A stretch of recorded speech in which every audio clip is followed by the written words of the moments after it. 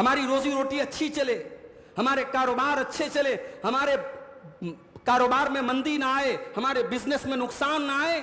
اللہ نے ایک نسخہ بتایا ہے میرے بھائی, فرمایا وَلَوْ أَنَّ أَهْلَ الْقُرَىٰ آمَنُوا وَاتَّقَوْا لَفَتَحْنَا عَلَيْهِمْ بَرَكَاتٍ مِّنَ السَّمَاءِ وَالْأَرْضِ. اگر یہ بستی والے, اگر یہ گاؤں والے, اگر یہ علاقے والے ایمان والے بن جائیں اور اللہ سے ڈرنے والے بن جائیں, اللہ کا تقوی اختیار کرنے والے بن جائیں, لَفَتَحْنَا عَلَيْهِمْ بَرَكَاتٍ مِّنَ السَّمَاءِ وَالْأَرْضِ, تو ہم آسمانوں کی برکتیں ان کے اوپر کھول دیں, ہم زمین کی برکتیں ان کے اوپر کھول دیں. جتنی برکتیں ہوتی ہیں وہ یا تو آسمان سے ان کا تعلق ہوتا ہے یا زمین سے ہوتا ہے.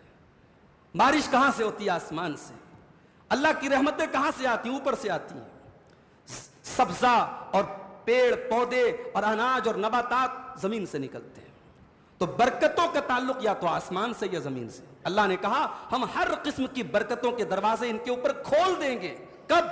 جب یہ ایمان والے بن جائیں اور یہ متقی بن جائیں. وَلَٰكِن كَذَّبُوا فَأَخَذْنَاهُمْ بِمَا كَانُوا يَكْسِبُونَ, لیکن انہوں نے اللہ کی آیتوں کو جھٹلایا اور اسی لیے ہم نے ان کی حرکتوں کی وجہ سے ان کے اوپر اپنا عذاب نازل کیا.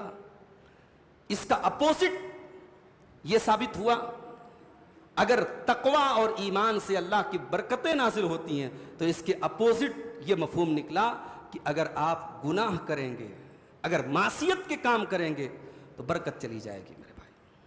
انسان اگر گناہ کرتا ہے یہ نہ سوچے کہ صرف آخرت میں اس کی پکڑ ہوگی, جہنم میں اللہ تبارک و تعالیٰ عذاب دے گا. اس گناہ کا عذاب اور اس گناہ کی نحوست اس کے بال بچوں پر بھی پڑے گی میرے بھائی, اس کے کاروبار پر بھی پڑے گی, اس کے گھر کا سکون ختم ہو جائے گا, اس کی بیوی نافرمان ہو جائے گی, اس کے بچے بگڑ جائیں گے, اس کے ماں باپ اس سے ناراض ہو جائیں گے, اس کے گھر کا چین اور سکون ختم ہو جائے گا. یاد رکھو میرے بھائی, اگر نیکی اور تقوی سے برکت آتی ہے تو اس کے اپوزٹ گناہ سے اور معصیت سے برکت چھین لی جاتی ہے. اور تجربہ گواہ ہے اور مشاہدہ گواہ ہے کہ جب کسی شہر میں, کسی گاؤں میں, کسی گھر میں, کسی پریوار میں جب اللہ تبارک و تعالیٰ کے احکام کی خلاف ورزی ہوئی ہے, جب گناہ کے بازار گرم ہوئے ہیں, جب نافرمانیاں ہوئی ہیں, اس گھر کا چین اور سکون ختم ہوا ہے اور اس گھر کی برکتیں مٹ گئی ہیں میرے بھائی.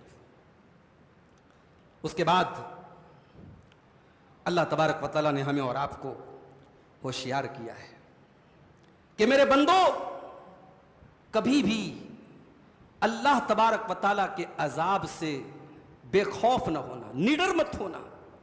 جتنے بھی متقی بن جاؤ, جتنے بھی تہجد پڑھنے والے بن جاؤ, اللہ کے عذاب سے ہمیشہ ڈرتے رہنا. اللہ کے عذاب سے کبھی بے خوف مت ہونا, نڈر مت ہونا. آئیو آیت کریمہ دیکھتے ہیں.